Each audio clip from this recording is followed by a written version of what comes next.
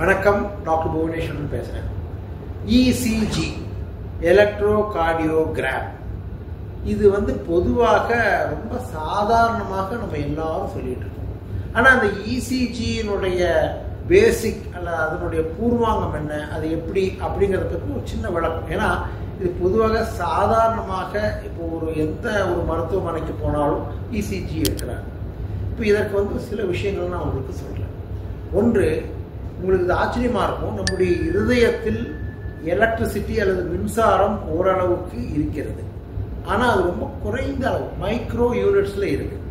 அந்த மின்சாரமானது இருதயத்தினுடைய ஒவ்வொரு துடிப்புக்கு முன்னாலேயும் அந்த மின்சாரம் போனதுக்கு பிறகு தான் இருதயம் துடிக்கும்.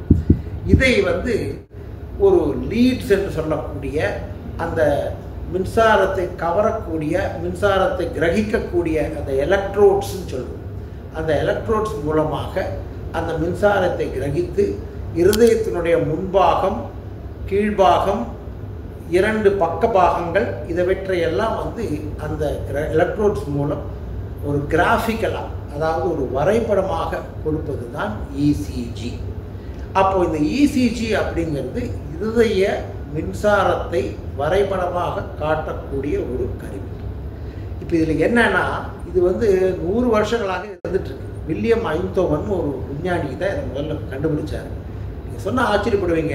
அப்போ முதல்ல கண்டுபிடிச்ச இசிஜி மிஷினே இந்த மாதிரி ஒரு பெரிய ஒரு ரூம் அளவுக்கு இருந்துச்சான். இப்போ பார்த்தீங்கன்னா ஃபோன்லேயே நமக்கு இசிஜி எடுக்கக்கூடிய அளவுக்கு வந்துடுச்சு.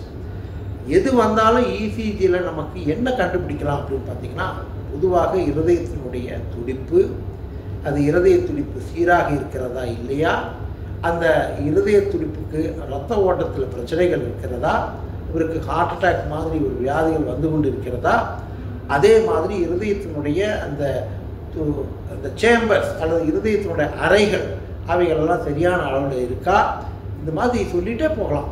ரொம்ப சாதாரணமாக ஒரு 75 ரூபாய் அல்லது 100 ரூபாய் செய்யக்கூடிய ஒரு இசிஜியான அந்த பரிசோதனையில் நமக்கு கிடைக்கக்கூடிய விஷயங்கள் ஏராளம். அதனால் இப்போது இசிஜியை பற்றின இந்த ஒரு சின்ன ஒரு உள்ளுணர்வு உங்களுக்கு இருந்தால் இது உங்களுக்கு போதும். புரிஞ்சுட்டிங்களா? அதனால் இனிமேல் யாராவது உங்களுக்கு இசிஜி அப்படின்னு சொன்னால் அதை பற்றி எனக்கும் தெரியும் என்று உங்களுக்கு சொல்ல தெரிய வேண்டும். வணக்கம்.